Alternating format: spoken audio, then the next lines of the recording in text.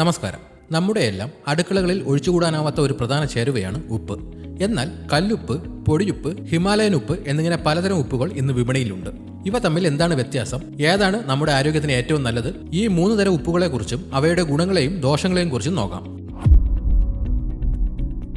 കല്ലുപ്പ് നമ്മുടെ വീടുകളിൽ പണ്ടുമുതലേ ഉപയോഗിച്ചു വരുന്ന ഒന്നാണ് കല്ലുപ്പ്. ഇത് കടൽ വെള്ളം സൂര്യപ്രകാശത്തിൽ ഉണക്കി ശുദ്ധീകരിക്കാതെ നേരിട്ട് ഉൽപ്പാദിപ്പിക്കുന്ന ഉപ്പാണ്. വലിയ പരലുകളായാണ് ഇത് ലഭിക്കുന്നത്. ഏറ്റവും സ്വാഭാവികമായ രൂപത്തിലുള്ള ഉപ്പാണിത്. രാസപരമായ ശുദ്ധീകരണ പ്രക്രിയകൾ കുറവാണ്.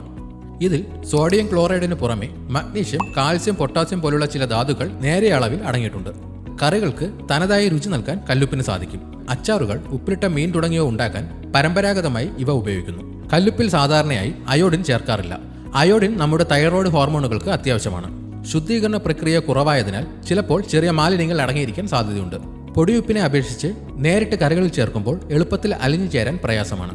പൊടിയുപ്പ് ഇന്ന് നമ്മൾ വ്യാപകമായി ഉപയോഗിക്കുന്ന ഒന്നാണ് പൊടിയുപ്പ്. കടൽ വെള്ളത്തിൽ നിന്നോ ഖനികളിൽ നിന്നോ ലഭിക്കുന്ന ഉപ്പിനെ രാസപരമായ ശുദ്ധീകരണ പ്രക്രിയയിലൂടെ കടത്തിവിട്ട് വളരെ നേർത്ത രൂപത്തിലാക്കി മാറ്റുന്നതാണ് ഇത്.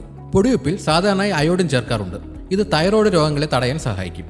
ഇത് വളരെ നേർത്തതായതുകൊണ്ട് തന്നെ ഭക്ഷണത്തിൽ എളുപ്പത്തിൽ അലിഞ്ഞു ചേരുന്നു. രാസപരമായി ശുദ്ധീകരിച്ച ഉപ്പായതുകൊണ്ട് തന്നെ മാലിന്യങ്ങൾ വളരെ കുറവായിരിക്കും. മറ്റു ഉപ്പുകളെ അപേക്ഷിച്ച് വില കുറവാണ്. ഇതിന്റെ നിർമ്മാണ പ്രക്രിയയിൽ രാസവസ്തുക്കൾ ഉപയോഗിക്കുന്നുണ്ട്. ശുദ്ധീകരണ പ്രക്രിയയിലൂടെ സോഡിയം ക്ലോറൈഡ് ഒഴികെയുള്ള മിക്ക ധാതുക്കളും നഷ്ടപ്പെടുന്നു. ഉപ്പ് കട്ടപിടിക്കാതിരിക്കാൻ ചില രാസവസ്തുക്കൾ ചേർക്കാറുണ്ട്. ഹിമാലയൻ പിങ്ക് ഉപ്പ് അടുത്തിടെ പ്രചാരം നേടിയ ഒന്നാണ് ഹിമാലയൻ പിങ്ക് ഉപ്പ്. ഹിമാലയത്തിലെ മലനിരകളിലെ ഖനികളിൽ നിന്ന് ലഭിക്കുന്ന ഈ ഉപ്പിന് അതിന്റെ ധാതുക്കളുടെ സാന്നിധ്യം കാരണം പിങ്ക് നിറമാണ്. സോഡിയം ക്ലോറൈഡിന് പുറമെ 84ഓളം ധാതുക്കളും ഘടകങ്ങളും ഇതിലടങ്ങിയിട്ടുണ്ട്. ഇരുമ്പ്, കാൽസ്യം, മഗ്നീഷ്യം, പൊട്ടാസ്യം എന്നിവ ഇതിലുണ്ട്. വലിയ രാസശുദ്ധീകരണങ്ങളൊന്നും ഇല്ലാതെയാണ് ഇത് ലഭിക്കുന്നത്. ഇതിന് തനതായ നേരിയ രുചിയുണ്ട്. ഇത് ചില പാചക രീതികളിൽ കൂടുതൽ സ്വാദുണ്ടാക്കാം.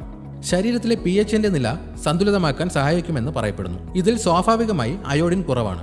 ഇത് മറ്റു ഉപ്പുകളെ അപേക്ഷിച്ച് വില വളരെ കൂടുതലാണ്. ഇതിൽ ധാരാളം ധാതുക്കൾ ഉണ്ടെങ്കിലും അവ വളരെ ചെറിയ അളവിലാണ്. ശരീരത്തിന് ആവശ്യമുള്ള ധാതുക്കൾ ലഭിക്കാൻ മറ്റ് ഭക്ഷണങ്ങളെയാണ് പ്രധാനമായും ആശ്രയിക്കേണ്ടത്. ഇതുപോലെയുള്ള ഹെൽത്ത് ടിപ്സിനായി ഈ ചാനൽ ഇപ്പോൾ തന്നെ സബ്സ്ക്രൈബ് ചെയ്യുക.